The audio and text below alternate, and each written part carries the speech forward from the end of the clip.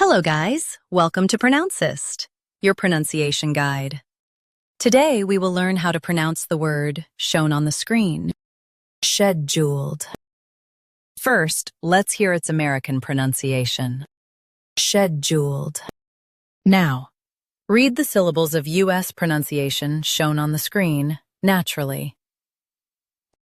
Shed, jeweled, scheduled, shed, jeweled, scheduled.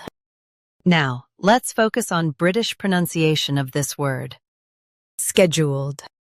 Now, read the syllables of British pronunciation shown on the screen naturally. Ske, joled, scheduled, ske, joled, scheduled. In US, say shed. In UK, say ske. Scheduled, scheduled.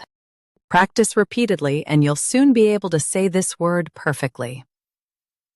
The best way to practice is to repeat the syllable multiple times. The meaning of the word is a planned timetable. Try repeating this word several times to improve your pronunciation. We post daily videos on useful and commonly mispronounced words to help you speak clearly and confidently. Like this video and subscribe to Pronouncist for more pronunciation guides. Thanks for watching us.